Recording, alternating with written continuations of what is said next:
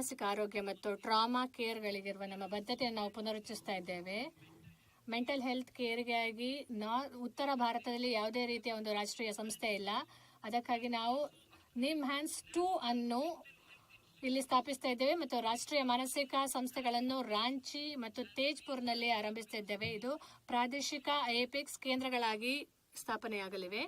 ತುರ್ತು ಪರಿಸ್ಥಿತಿಗಳಿಗೆ ಒಳಗೊಂಡಿರುವ ಜನರ ಕುಟುಂಬಗಳು, ವಿಶೇಷವಾಗಿ ಬಡವರು ಮತ್ತು ಹಿಂದುಳಿದವರು ಇನ್ನು ವೆಚ್ಚಗಳನ್ನು ಭರಿಸಲು ಸಾಧ್ಯವಾಗ್ತಾ ಇಲ್ಲ. ಅವರಿಗೆ ನೆರವಾಗುವ ಸಲುವಾಗಿ ಜಿಲ್ಲಾ ಆಸ್ಪತ್ರೆಗಳಲ್ಲಿ ಸಾಮರ್ಥ್ಯಗಳನ್ನು ಹೆಚ್ಚಿಸಲಾಗುತ್ತದೆ. ಅಲ್ಲಿ ತುರ್ತು ಮತ್ತು ಟ್ರಾಮಾ ಕೇಂದ್ರಗಳನ್ನು ತೆರೆಯಲಾಗುತ್ತದೆ.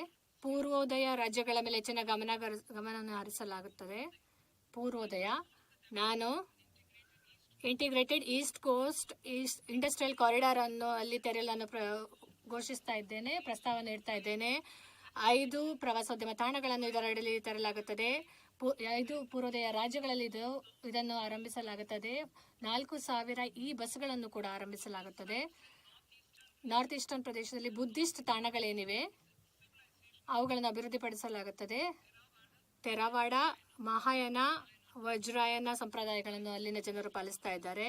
ಅದಕ್ಕಾಗಿ ಬುದ್ಧಿಸ್ಟ್ ಸರ್ಕಿಟ್ಗಳ ಅಭಿವೃದ್ಧಿಗಾಗಿ ಅರುಣಾಚಲ ಪ್ರದೇಶನಲ್ಲಿ, ಸಿಕ್ಕಿಂನಲ್ಲಿ, ಅಸ್ಸಾಂ, ಮಣಿಪುರ್, ಮಿಜೋರಾಂ ಮತ್ತು ತ್ರಿಪುರಾದಲ್ಲಿ ನಾವು ಈ ಯೋಜನೆಯನ್ನು ಆರಂಭಿಸ್ತಾ ಇದ್ದೇವೆ. ಇದು ದೇಗುಲಗಳ ಪುನರುಜ್ಜೀವನ ಮತ್ತು ತಾಣಗಳ ಒಂದು ಪುನಃಸ್ಥಾಪನೆಯನ್ನು ಕೂಡ ಒಳಗೊಂಡಿದೆ.